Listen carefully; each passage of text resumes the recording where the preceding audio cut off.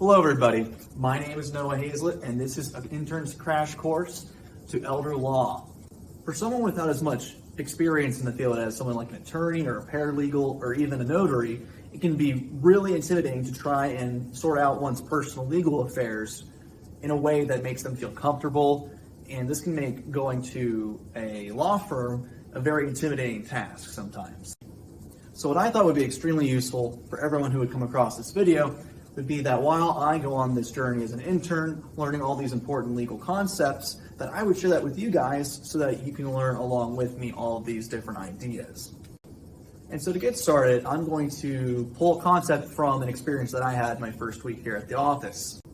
I sat down in a meeting with Attorney Wolf and a couple of her clients and a couple of other attorneys. And in this meeting, we were discussing the circumstances surrounding an older brother taking care of his adult younger brother with special needs and all of his legal and financial affairs. And of the many terms and concepts that were discussed between the attorneys that day, the big one that really, I think, defines this particular set of circumstances and is the main topic of today's episode would be powers of attorney. So a powers of attorney is a legally binding document that outlines an individual acting on behalf of another individual in terms of their legal affairs, financial affairs, healthcare affairs, and things like that. And there are a few critical concepts that surround this document that are really important to understand in terms of when they are able to be applied. The first major concept that really applies to this document is the state of someone being incapacitated. This can be due to a number of things, including severe senility, mental illness, a comatose state, travel, or military deployment. Someone who is incapacitated is legally unable to make their own decisions. There are more examples than this, but this really encompasses the idea of someone who's physically incapable of making their own legal decisions, either because they are unavailable in the examples of travel or military deployment, or someone is physically unable to give their wish because they're either physically unconscious or they're not in a proper state of mind to make the best decisions for themselves. So in a powers of attorney, the person who is yielding this ability to make these decisions on their own is called the principal. And I'm going to use this word a lot to describe this individual. It makes it a lot shorter and more concise, and this is why this language is used. The individual who gains the ability to make these decisions on behalf of the principal is called the agent. Depending on the type of powers of attorney that is utilized, this agent, depending on a certain set of circumstances, is able to act on the behalf of the principal. Regardless of the kind of powers of attorney document that is being utilized, all agents have what is called fiduciary obligation, which is to say that they have to be acting in the best interest of the principal and not on their own self-interest. This means that in order to be an agent, the principal must be taken care of properly, all their affairs are handled appropriately and in the best interest of that individual. So that's kind of the general concept surrounding powers of attorney. Now, this kind of document is broken up by many law firms. So at this law office, this powers of attorney document is broken down into 4 different kinds of documents. There are many reasons why this is done, the 3 most primary reasons being client privacy, the simplicity of the documents themselves, as well as circumstantial need. With the first of which being the financial powers of attorney. This document pertains to specifically handling the financial affairs of the principal. So this means that someone with the financial powers of attorney cannot make medical decisions for this person, but they can make financial decisions for this person. And so these financial powers of attorney can be further broken down into 2 separate types. The first of which being a durable financial powers of attorney.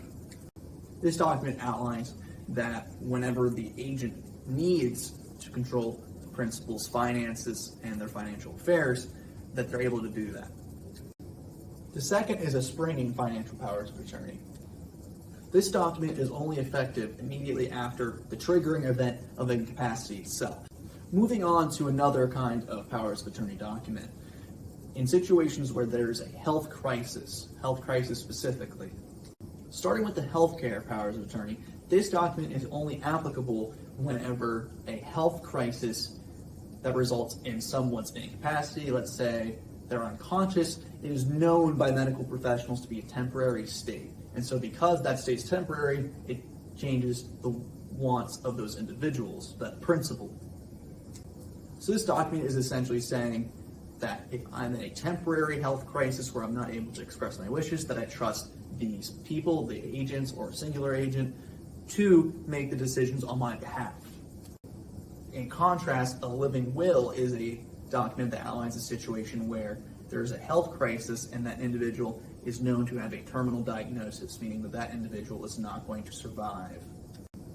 A notable example being if an individual is in a vegetative state and there's no hope for that individual returning to normalcy, and that individual might potentially die as a result or simply stay in a vegetative state for the rest of their life. The decisions in that circumstance would be given to the agents designated in the living will. The living will essentially outlines which individuals the agents can make decisions on behalf of the principal in the event that they have a terminal diagnosis. Now, these two documents are very similar despite having fairly different names. Both of these documents require that a doctor has confirmed the incapacitated state of the principal prior to them being applicable. Diving deeper into the healthcare side of things, another type of powers of attorney document is a mental health powers of attorney. Now, this document really applies in a few specific circumstances. In the state of Pennsylvania, experimental treatment is not able to be administered on the behalf of an agent, meaning it is not legal for a principal to be given experimental treatment. That person has to have capacity to consent to that treatment. So in circumstances such as someone with Alzheimer's or someone with dementia, there are experimental treatments out there that have been known to be successful but are still designated as experimental in the state of Pennsylvania. And as such, they're not able to be given this unless they themselves consent to it. The issue being that these individuals are not able to make this decision on their own because they don't have the capacity due to the nature of the condition. And as such, a mental health powers of attorney outlines that in the specific circumstances where a mental health related condition brings up the potential for experimental treatment, that this principal consents to that being administered via a decision from the agent.